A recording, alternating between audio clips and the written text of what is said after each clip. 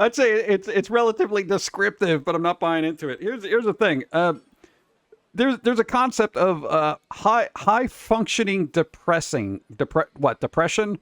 We're basically you're constantly depressed, but you're still functional, right? Because somebody's like, hey, maybe you're that, right?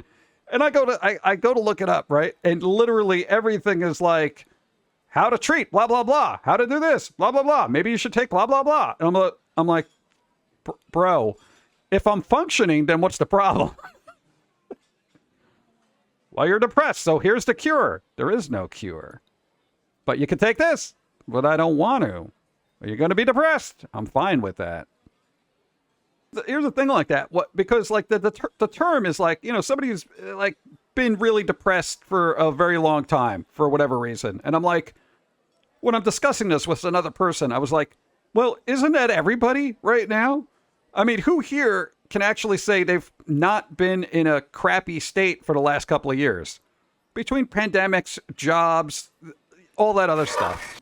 So I would say, hypothetically, all right, for us to be quantified as a functioning, what is it? High functioning depression. We're having high functioning depression, right? I would say, and I'm not even joking, you would probably say you are in a constant cycle. Because, when we touch on a subject every once in a while, you're like, yeah, depression sometimes lasts a really long time. It could be 6 months, 8 months, 12 months, whatever. You just got to look at that light at the end of the tunnel and know that it gets there eventually. Because it's all a cycle. So we recognize that in the back of our head. But depending on environmental things, it could last anywhere from, 6 months to, 4.5 years. And counting.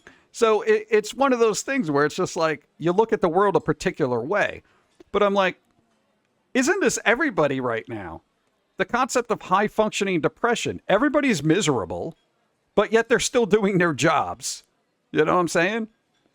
This to me registers as base existence for humanity, which in and of itself is sad because nobody's ever happy.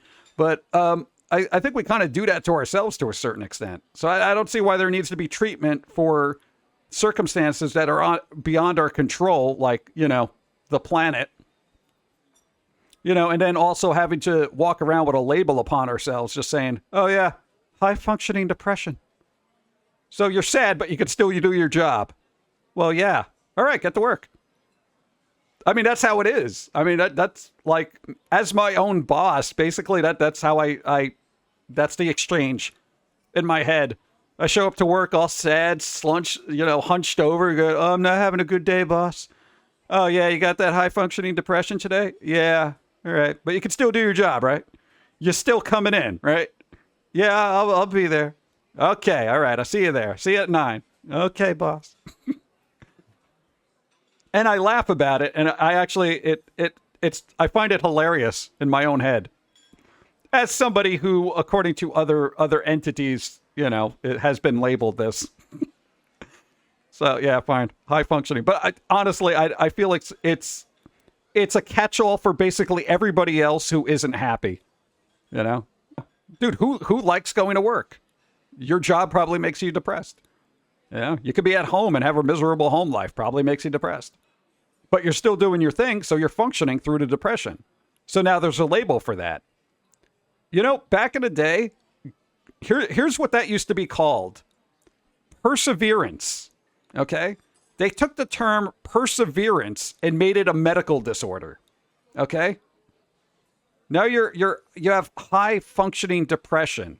Sorry, I'd rather look at it as perseverance. Okay? So don't let anybody tell you that you have high functioning depression. You're persevering. And maybe having a positive spin on that concept would push people further and actually out of that depressing part of being high functioning, right? Yeah. Well, don't let them know they got perseverance. My God, then they're going to be positive about it. We can't medicate people who are positive about it. So, yeah. Persevere, chat. But hypothetically, right? Your assessment, somebody, mentally assesses you and they said, you know what? Our diagnosis here is you have like clinical perseverance. Like, it just seems you've had a crappy life and everything just, keeps slapping you upside the face, but you keep going. Somehow you're still functioning, even though you're sad.